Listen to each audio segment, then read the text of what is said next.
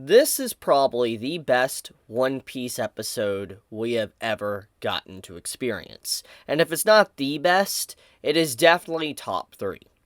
The level of detail that was pushed into this episode 1015, is something that is insane. Movie quality is the best way to describe this episode of One Piece. And every time I think that Toei cannot, continue to sustain this level of detail in the Wano arc for One Piece, they somehow one-up themselves. I remember when I made a video about the Wano arc, the anime of Wano when it first began, I was like, the level of detail of the characters, the line work, everything was something that was just so different, radically different in comparison to the other arcs prior to the Wano arc in the anime. And I was like, there's no way that Toei Animation and the staff would be able to continuously pump out this level of detail on a week-by-week basis. And that's just the crazy part about it. It's somehow they managed to do it. Somehow they have managed to actually pump out art and animation that has went way beyond, I think, anything we have truly ever seen from the TV anime of One Piece. So, let's talk about episode 1015. There is so much to really just obtain from this episode. There's so much imagery, symbolism, meaning, the overall journey to get to this very point of episode 1015, to Luffy's declaration at the end with the to be continued, to the opening song just really having such a good vibe to it to really help with the episode, to the music, to seeing Ace once again, and also seeing Yamato talking with Ace. There is so much throughout this episode that is just mind-blowing. But if there is one thing I think that really carried this episode, or at least one person, I would say it would definitely be the person that was working on the storyboards. I think the person's name is Megumi Ishitani. I believe that is the person that was kind of directing or at least working on the storyboards for this week's episode. And it's an up and rising star in Toei Animation. And I really think this individual really deserves more work, because just looking at the level that this episode offered, it's clear as day that the person directing this episode and everyone that was working on this episode really does need more role in the art animation department. Like, they definitely need to be used more, because this episode's quality was so distinct, and it elevated the manga of One Piece to an entirely different level. And let's talk about that. I think that's a very big point that needs to be discussed.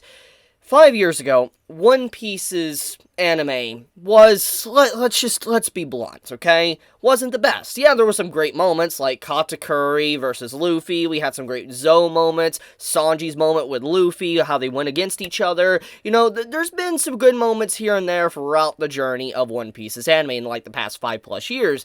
But the thing is that the art and animation definitely took a huge nosedive after the time skip. And I recently have been watching a lot of scenes of One Piece again, like going back through the series, and, if you look at the art animation, it's not that it's older, like it's just an older anime at that time, it was very flat. It's like they took the panels from Oda's manga and just did the lowest amount of effort that they could to animate. And that's what they did for a long time with One Piece.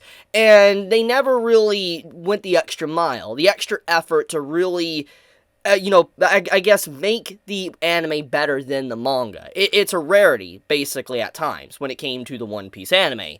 We fast forward to Wano Kuni, and obviously, there's a radical difference in comparison in the way Toei is handling the One Piece anime. Now, the reason why I say this is because throughout this episode, you can go back and look at the chapter to cross-check if you want, but chapter 1000 of One Piece is what this episode adapted. And there is a lot of content and liberties taken from the people that animated this episode that is vastly different from the manga. And I don't mean this in a bad way. I mean in such a good way. And one of the biggest indicators of this is the added scenes of Yamato and Ace. There is an entire sequence throughout the episode where Yamato sees a younger Sabo, sees an Ace, and sees a Luffy, and how they're making the declaration to go out to the sea and all that. And this entire scene could have easily been like maybe a brief little easy flashback. Like, Toei Animation could have taken the lazy route, went back for their, catalog of different art animation sequences, and they could have used a scene that was very similar to Sabo, Ace, and Luffy on that hilltop, back around episode 500. They could have easily have done that. But they didn't. They chose to reanimate it, to a different artistic flair to it that fit Wano, and on top of that, this entire sequence with Yamato, if you can go back to Chapter 1000 yourself and look, was anime original. That whole realization, getting to see basically in her own mind about Luffy, Sabo, and Ace, and how they walk to the hilltop, it's a very impactful scene. It really adds a lot more life and character to Yamato, and her being able to understand Ace, but also wait for Luffy, and that was a declaration, which, that's another thing. We get to see a scene after Ace leaves, after, he gets the Vivi card and all that, she actually goes up to on the hilltop and yells at Ace like, hey, and all that, I'll be waiting, and then we have a fast forward and we see Ace's card burn up. We know what this means. It means Ace died. We all are very well aware of this, and obviously Yamato would be well aware of this as well. And so, upon seeing that, Yamato's very light started to die, and it's a very symbolic sequence. I love the lighting of this scene, and lighting is a huge factor throughout the entirety of this episode of One Piece. Like, for instance, the scene with Big Mom and Kaido. I'll talk more about that in a moment. But the scene with Yamato is strikingly beautiful in a very dark way. Yamato raises up the hands and sees the shackles still binding her.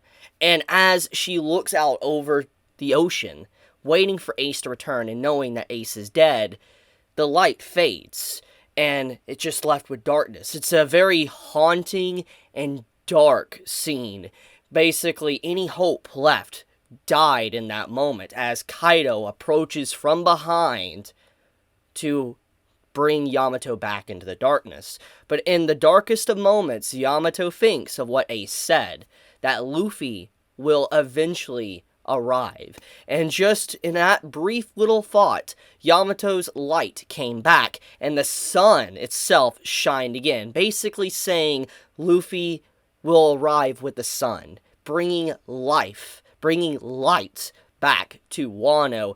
It's so beautiful. I love that entire message, that theme that this entire episode was intertwined with freedom itself. It's beautiful. This is a very beautiful sequence, and that entire scene was not in the manga. I really have to just commend Toei Animation for that level of detail. It adds so much more to Yamato's character and weight, and why many people consider Yamato potentially joining the Straw Hat crew because of that sequence alone. But we have to obviously talk about the other scene with Big Mom, Kaido, Prometheus, and all the other Worst Generation. That entire scene where you see the lighting, and Big Mom's face is shadowed, Kaido's face is shadowed, Prometheus is stationed behind them. It shows this entity of darkness, that the two Yonko are these foes, these dark figures that stand there like statues, and the only way to really make it beyond into the light is straight through them, to cut them down and make it to the end, to be able to have a new dawn. And I love that symbolism where Luffy, he walks past them, not caring about the darkness. He walks into that darkness to go to the light, but the light he reaches still flickers out. And we see the Kinemon sequence, and that's a really good sequence that I think is, once again, another liberty that the team that worked on this episode took. Luffy's POV, when you see him walking, and then you see this bright light of Kinemon, and you just see Kinemon smiling, you see everybody a part of the samurai just happy and all that, and then it transitions to all of them on the ground, bleeding, defeated, broken. It's unnerving, because it's just like seeing Luffy see this bright moment from his perspective, and then now a dark moment. It's like, what's he going to do in the darkest hour? And in the darkest hour, he gives hope to Kinemon, turns around, and lights up the entirety of the area with his ability, Rock, and smashes Kaido into the ground. It's so thematic. I love what was done here. It fits the colors, it fits the theme of the episode. Luffy coming in like a sun and lighting up the area and brightening the world itself. It's beautiful. There is no better word to describe it than that. It is a really, really good episode. The themes and everything, the setup, the messages, the extra content, the anime original sequences, there's really not much more to say than that. It is a fantastic episode that was just way beyond the scope and scale that I think many of us have ever seen from the One Piece anime. It elevated the manga. It didn't try to replicate the manga and cut corners. It elevated the manga to an entirely new tier of detail that I don't think any of us expected. It's movie quality. That's exactly what it is. And that is why I say it's probably the best episode of the entirety of the One Piece anime. It really will stand the test of time. You look back at this episode probably 5 to 10 years from now, people are going to look back and be like, holy crap, this episode was actually on some crazy stuff. Like, it was insane. That's what people are going to think.